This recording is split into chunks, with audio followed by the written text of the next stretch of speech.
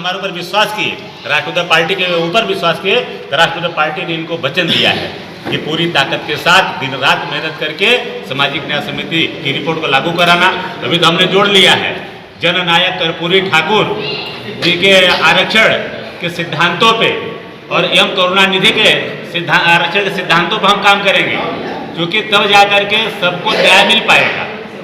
तो इसको हम बड़ी तेजी के साथ सबको साथ इकट्ठा लेके, हमारे साथ में माननीय श्री राष्ट्रीय कृषक दल के राष्ट्रीय अध्यक्ष माननीय महेंद्र यादव जी हैं, पूरा हमको सपोर्ट दे रहे हैं, पूरा इनका आशीर्वाद है। इस आंदोलन में यह भी साथ में है। तो मैं चाहूँगा कि थोड़ी सी बात जननायक कर्पूरी ठाकुर के विषय में माननीय श्री अध्यक्ष जी ने रखेंगे। हम लोग पूरी ताकत के साथ विधानसभा जिला मुख्यालयों पर हम ज्ञापन और कार्यक्रम करते करते आने वाले दिनों में रणनीति बनाए तो पूरे प्रदेश स्तरीय रथ यात्रा निकाल करके 31 मई को हम समापन करेंगे। तो इस सरकार को हम अति पिछड़े सर्वाधिक पिछड़े समाज की ताकत बताने का काम करेंगे। कर्पूरी ठाकुर फार्मूला हमारे आज के इस सामाजिक न्याय समिति में लिखा है और कौड़ा लिखी। कर्पूरी जी 1977 में बिहार के चीफ मिनिस्टर हुए और 1977 में माननीय रामनरेश यादव उत्तर प्रदेश के मुख्यमंत्री हुए।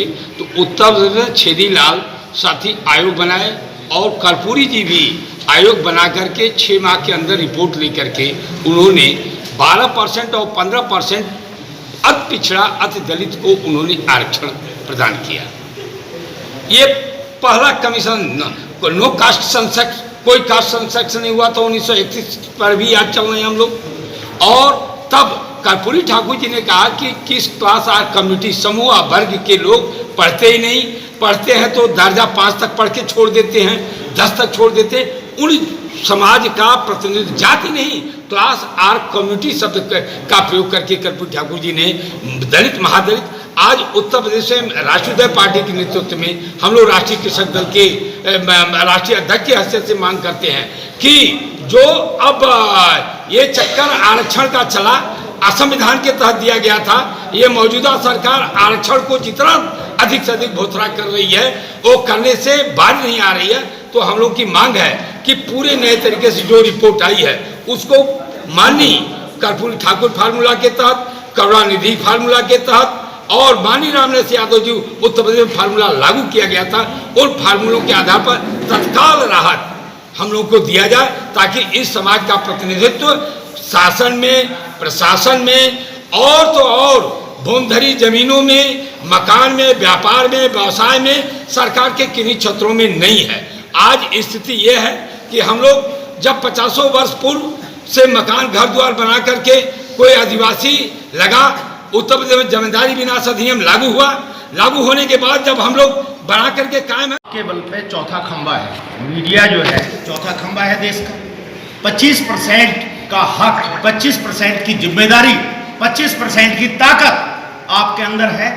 मैं जानना चाहता हूं, अभी अमरोहा में, नौगावा में हमारे कहने पे माननीय मुख्यमंत्री जी ने उस सब इंस्पेक्टर को सस्पेंड तो कर दिया, लेकिन मैं जानना चाहता हूं मैनेजमेंट का, एक इस देश का प्रमुख आदमी होने के नाते, कि आप मुझे बताइए कि हमारे वर्गों पर ही क्यों अत्याचार हो रहे हैं? हमारे पाल समाज, नाई समाज, दो जितने ये लोग हैं, अत्याचार इन पे क्यों हो रहे हैं? हम खुला संदेश देना चाहते हैं कि हमारे घर में घुस के अगर किसी ने बदतमीजी करने की कोशिश की तो पूरे उत्तर प्रदेश नहीं, पूरे भारत को बता दीजिए, हमारे लोग ऐसे लोगों का सिर काटने का काम करेंगे, अपनी बहू बेटी का मर के भी हम लोग सम्मान करने का काम करेंगे। आप बताइए, आप मुझे आगरा में रेप हुआ, घर में घुस के, क्यों नहीं योगी जी ने हमारे कहने पे और लोगों के कहने पे उसको जेल भेज दिया? अरे जेल भेज दिया, लेकिन मैं ये कहता हूं उसका सिर क्यों नहीं काटते, उसके घर पे बुलडोजर क्यों नहीं चलाते? ये बताइए, मैं जानना चाहता हूं, क्यों नहीं छापते आप लोग? क्या दिक्कत है? आप कोई भी व्यक्ति हमारे अति पिछड़े, अत्यंत पिछड़े वर्गों पे खुलेआम हम बता रहे हैं, अगर कोई ऐसी हरकत करेगा हम उसका सिर काट लेंगे। और ये हमें कानून इजाजत देता है, सुप्रीम कोर्ट ये कहता है कि यदि कोई आदमी आपके घर पे घुस के हमला करता है तो कानून अपने हाथ में ले लो। उसी बात को मैंने दूसरे शब्दों में कहा है कि उसका सिर काट लो, हम लड़ेंगे उसके मुकदमे, हम करेंगे सारा खर्चा, लेकिन आपको बेइज्जती बर्दाश्त नहीं करेंगे। जिंदाबाद